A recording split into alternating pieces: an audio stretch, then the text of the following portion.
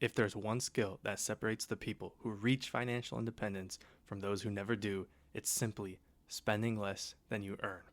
In this video, we're going to go over why budgeting and spending less than you earn is the single most important skill to master so that you can actually reach financial independence and proceed on your FIRE journey to reach financial independence and retire early.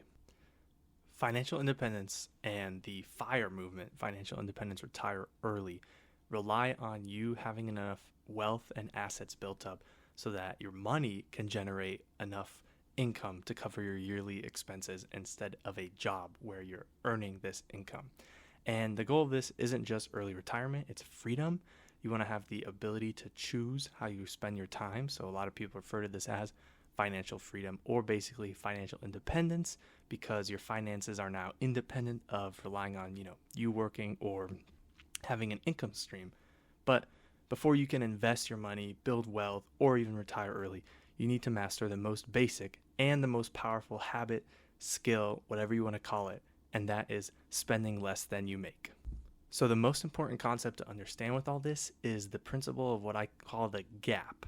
So the gap is basically the gap or the difference between the money you bring in, that can be, income from working your job or any other basically cash that's coming into your accounts. And it's the gap between that, your income, and your expenses, or the money you're spending to live, to be a human, to have fun, whatever, it's leaving your account. So you want to make that gap as large as possible, which means that money that's coming in is a way higher value than the money that's going out and that you're spending. Because then that difference, that's what you actually save and invest and use to build wealth, build your nest egg so that you can reach financial independence and potentially even retire on that. So for even a quick example, if your yearly expenses are $50,000, multiplied that by 25, you might need $1.25 million to retire and replace that $50,000 of spend once you retire and you're not working anymore. But if you were able to cut your expenses down by 20% to just $40,000 a year, you would only need $1 million to retire, which is $250,000 less than before. So in this sense, and as we'll see later, budgeting and being able to cut your expenses is way more valuable for financial freedom and the FIRE journey than being able to earn more money. So back to the whole point, the skill we need to build is budgeting. Budgeting is basically, just to sum it up, it's being aware and having control over where your money is going, where your money is coming from. You really need to understand how you're spending your money because you can't grow the gap if you don't even know where your money's going. So you need to set up some kind of budgeting skill or habit so that you can have the real picture of where you overspend and what you actually value, what's worth spending your money on. So a couple popular methods of budgeting that we need to consider. One of the common ones you might have heard is the 50-30-20 rule, which basically means you can spend 50% of your income on needs, 30% on wants, and then 20% on savings or investments. This is great for beginners. It's pretty simple, and as you become better in budgeting or you improve your habits or your mindset, you can change those percentages so you're investing even more. So you're basically adding more than 20% to the savings and investment. It could be up to 30, 40, 50. Another way to budget is zero-based budgeting.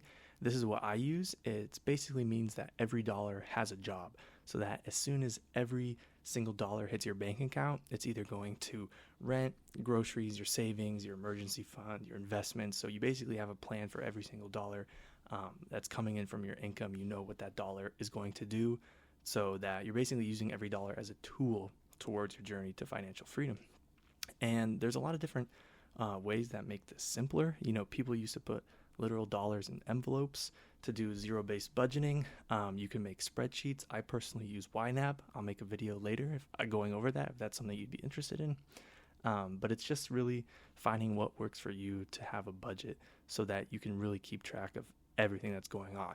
I know that when I switched to Widening, it really changed how I viewed my money because I could see exactly where everything was going and see what I was spending my money on. So there were a lot of categories where I was like, why am I spending, $300 a month on this when I don't really enjoy it? So you can kind of, reallocate your funding to really still spend money and enjoy life while also being able to save and invest for financial independence.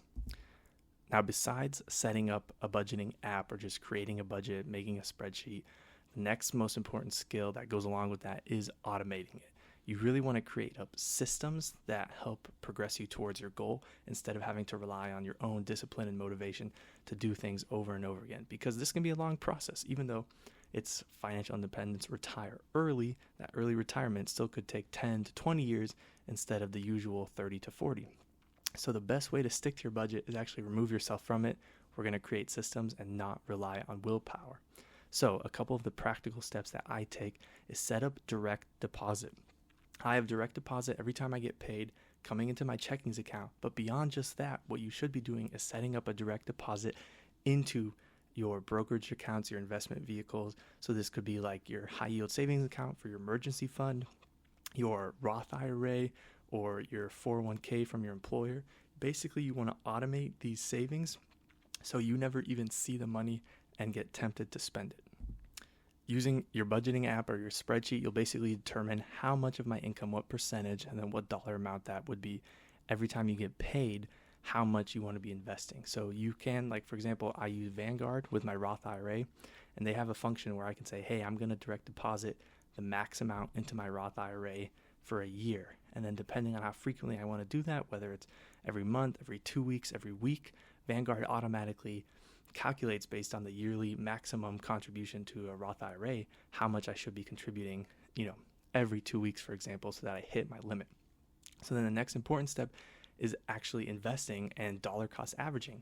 So after you set up your direct deposits or your automatic transfers to send money from your income source into your investment vehicles and accounts, then you want a dollar cost average. This is basically setting up automatic purchases of index funds for the most part within your accounts. So I have this every time I get paid, money gets deposited directly into my Roth IRA, and then a few days later, after the money is processed in Vanguard, I automatically purchase my index funds and ETFs. So it's set up super simple. All I have to do is keep working, not lose my job, and I'll know that money is being invested like clockwork every time I get paid. Now, once you have a budget set up and you can create a system of automation of direct deposits, transfers, dollar cost averaging, that basically takes care of your spending. So you're increasing your gap by having a budget, and then you're actually putting your dollars to work by saving and investing them to create more money so that you can actually fund your retirement based off the growth and dividends of those assets and investments. So the final skill that really ties this all together is being able to adjust your mindset to that of someone pursuing financial independence, financial freedom, and even the option of being able to retire early. So we've already set up a budget, we're increasing our gap, we're saving money, then we're putting that money to work with automated systems, so we're taking ourselves and our willpower out of it. But we need to reframe what frugality means. A lot of people don't pursue this path towards financial independence and freedom because they think having to be extremely frugal and save so much money is depriving themselves of enjoyment in their life. And on top of that, I think a lot of people, when they consider, retirement savings, they're like, why would I, save money now so I can enjoy it later? I'll just spend it now. And you're right. People discount the future. They'd rather have money today than in the future. Not everyone is so good at delaying gratification. But what you need to reframe your mindset is it's not about depriving yourself today. It's about creating freedom for yourself and having intentionality in how you spend your dollars and how you spend your time. Now, if you're working a job, you're basically giving away your time. You're losing that freedom with how you spend your time in return to spend money. But they've already done studies, and up to a certain point, money doesn't buy happiness. Things can't buy you happiness. But we're locked in this consumer culture where the cycle is spend all your time working to make money, to buy stuff, and then you have to go back to work so that you can buy more stuff, and the cycle continues. But if you can shift your mindset to understand that your time is more valuable than money, and if you have time, you can really choose what you're intentional about, what you put your energy and your effort towards, you can create a more meaningful and a more valuable life. Like I was saying about budgeting, is when you finally create a budget, you see what you're spending on, you'll probably be seeing a lot of things you're buying or you're spending money on that you don't enjoy. So in that case, you can cut those things out to give you more time and money for the things you do enjoy. And that's what FIRE really is about to me. It's not just retire and never working again or just sitting on your butt the rest of your life. It's giving you more time to do what you actually want to do. So to make this mindset shift, it can be difficult, but some of the tips are really just, like I said, budget, track your spending monthly, become aware of what you're spending money on so you can make smarter choices with how you spend your money that better align with your values and your vision for your life. And find joy in being efficient, not in excess. Like I said, buying more and more and more is never going to make you happy. So be efficient with your money and how you spend it in ways that will bring you the most joy in the present. Because being able to retire early is not just delaying our happiness until we are retired. It's finding, it's about the journey, not the destination. If you can enjoy this journey while you're building your wealth towards financial independence, it'll be all the more sweeter when you finally reach it. And finally, make sure to build habits that make spending less money feel normal. Like, do meal prepping, buy used goods, come up with low-cost hobbies. There are so many things that you can do that are fun that don't require a lot of money. I'm a big fan of fishing, and it's one of those hobbies that you can really spend as much money as you want or as little as you want. So there's always someone with a nicer car or a bigger boat or nicer house or cooler clothes. But if you can be happy with or content with what you have, if you can determine what's enough for you, then you'll find true happiness. So in conclusion, remember, the path to FIRE, the financial independence, being able to retire early, starts with the simple skill of spending less than you earn. You want to create that gap, create a budget to expand that gap to as large as it can be, and then use some automation to make sure that that gap isn't going to waste. You're actually saving and investing it so your money starts working for you.